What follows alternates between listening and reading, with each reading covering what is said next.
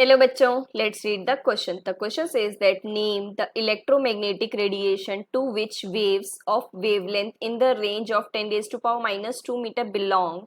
Give one use of this part of EM spectrum. तो देखो बच्चों, सबसे पहले की कंसेप्ट है हमारे पास that is EM waves, EM spectrum, microwave. ठीक है बच्चों, तो देखिए सबसे पहले हम देखते हैं ईएम वेव्स क्या होता है। ये हमारे पास कुछ इस फॉर्म में होती है। सबसे पहले ये जनरेट कैसे होती है, देखिए अगर ये आपके पास प्रोपेगेट हो रही है कुछ इस डायरेक्शन में,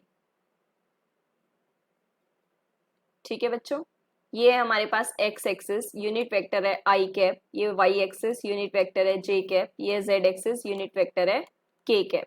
ठीक है बच्चों, सो अगर ये एक्स डायरेक्शन में आपकी प्रोपेगेट हो रही है इस तरीके से, ठीक है, जनरेट कैसी होती है, इलेक्ट्रिक फील्ड में अगर कुछ चेंज करेंगे, ई से ई डैश चेंज करेंगे, सो आपके पास मैग्नेटिक फील्ड प्रोड्यूस होती है। ठीक है बच्चों, और जो मैग्नेटिक फील्ड प्रोड्यूस होती है उसमें अगर हम कुछ चेंज करेंगे तो वापस आपके पास इलेक्ट्रिक फील्ड प्रोड्यूस्ड होगी।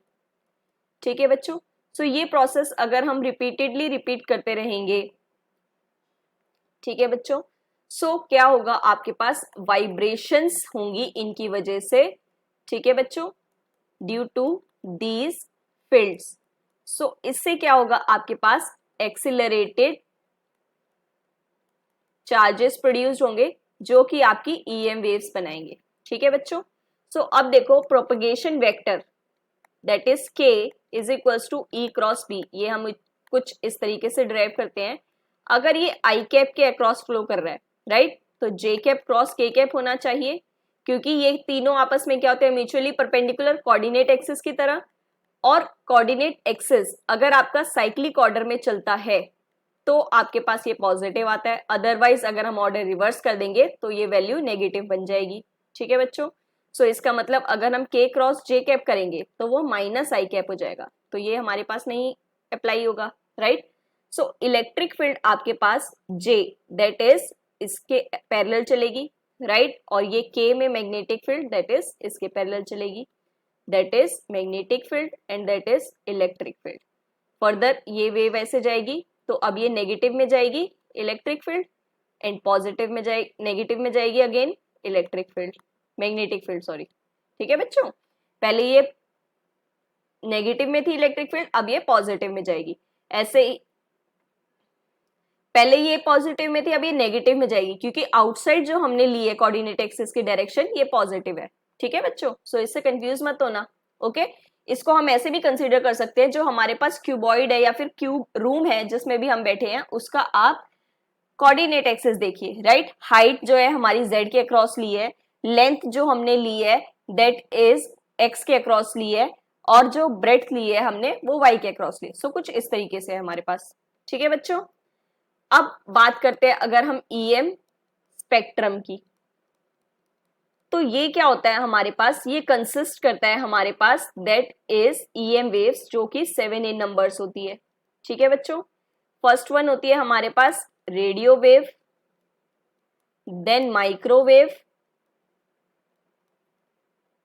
देन इंफ्रारेड, उसके बाद visible, then ultraviolet and then X-rays, और लास्ट में गामा रे, जिसको हम ऐसे भी डिनोट करते हैं। ठीक है बच्चों, अब अगर बात करें हम वेवलेंथ ऑर्डर की, सो वेवलेंथ ऑर्डर जो है हमारे पास मीटर में डिक्रीजिंग ऑर्डर में होता है। 10 raise to power 3 to 10 raise to power -2, 10 raise to power -5, 10 raise to power -6, 10 raise to power -8, 10 raise to power -10 and 10 raise to power -12। ठीक है बच्चों, ये ऑर्डर होता है हमारे पास। जो रेडियो वेव का रीजन है ये वाला है, ये माइक्रोवेव का रीजन है, ये infrared, visible, ultra, x-ray and then further जो है आपके पास वो गामा रे का है। ठीक है बच्चों, सो अब देखो हमें रीजन क्या गिवन है, 10 raise to power -2 metre. 1 metre में हमारे पास कितने होते हैं, that is 10 raise to power 2 centimetre, right. So अगर 10⁻⁻² मीटर है तो ये कितना बनेगा आपके पास 1 सेंटीमीटर, है ना, क्योंकि क्या होगा देखो 10⁻⁻² इंटू 10⁻², बेस सेम है तो पावर ऐड होंगी और ये कैंसिल हो जाएंगी, तो 10⁻0 बचेगा और वो होगा हमारे पास 1 सेंटीमीटर। ठीक है बच्चों। सो अब देखो ये कहां पर है हमारे पास, ये वाला रीजन। ठीक है बच्चों। सो इसका मतलब ये हमारी माइक्रोवेव रीजन में फॉल होती हैं। सो अब बात करते हैं हम माइक्रोवेव की। ठीक है बच्चों, ये हमारे पास इलेक्ट्रोमैग्नेटिक इस तरीके से है कि आपकी जो रेंज है दैट इज 10⁻⁻² टू 10⁻⁻5। ठीक है बच्चों। और फर्दर हम इसको ये भी बोल सकते हैं दैट 1 मीटर से आपकी 1 मिलीमीटर में जाती है, कुछ इस रीजन में होती है। ठीक है, अप्रॉक्स हम इतना ही लगाते हैं। ठीक है बच्चों। और फ्रीक्वेंसी अगर हम कैलकुलेट करें, ये क्या होती है c/λ। c क्या होती है आपके पास, स्पीड ऑफ लाइट, जो कि सारी EM वेव्स आपकी इसी स्पीड से ट्रेवल करती है वैक्यूम में, राइट। ये होती है हमारे पास वेवलेंथ। ठीक है बच्चों। इसकी वैल्यू कितनी होती है 3 × 10⁸ मीटर पर सेकेंड। अकॉर्डिंगली हम वेवलेंथ की वैल्यू रखते हैं तो ये भी हमारे पास फ्रीक्वेंसी रेंज आ जाएगी किसमें, हर्ट्स में। ठीक है बच्चों। देखो यहाँ पे मेंशन कर देते हैं फ्रीक्वेंसी रेंज, ये कितनी होगी आपके पास 10⁸ डिवाइडेड बाई 10⁻⁻² करेंगे तो ये पावर ऊपर जाएगी प्लस हो जाएगी, राइट। ये कितनी बनेगी आपके पास 10⁻10 टू 10⁻13 हर्ट्स में आपका ये रीजन होगा। ठीक है बच्चों। अब इससे देखो कंफ्यूज मत होना कि माइक्रो है तो माइक्रोमीटर वाला रीजन होगा, no, this will be the region of metre and millimetre. ठीक है बच्चों। अब बात करें इसके यूज की, ये क्या करता है, do not change their path even after collision. ठीक है बच्चों, कोलिजन होने के बाद भी ये अपना पाथ चेंज नहीं करता है। इसका मतलब क्या है कि जो हम यूज करते हैं इसका रेडार सिस्टम में यूज करते हैं इन वेव्स का। ठीक है बच्चों, क्योंकि क्या होता है देखो due to atmospheric change. Atmospheric change क्या होता है, जैसे कि आपके पास फॉगी नेचर है, राइट, और आपके पास रेनी वेदर है या फिर थंडरस्टॉर्म वाला रीजन है जब आपको कुछ विजिबल नहीं होता, राइट। क्योंकि देखो विजिबल जो होता है ये हमारे पास वो होता है रीजन जिसमें आईज कैन सी, जो हम नॉर्मली देख सकते हैं, राइट, कलर्स देख सकते हैं। बट इंफ्रारेड अगर मान लो हमें देखें तो हमें ज्यादा वेवलेंथ वाले रीजन में ही मूव करना पड़ेगा, राइट, क्योंकि इन वेव्स के इस तरीके से आपके पास स्कैटरिंग के अकॉर्डिंग होगा।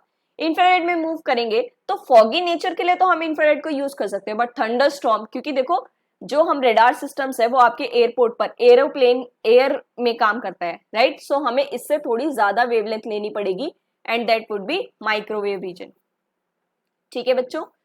इसका यूज जो है हमारे पास that is radar system and that answer is the microwave. ठीक है बच्चों। These are the final answers. Hope you understand it well. Best of luck. Thank you.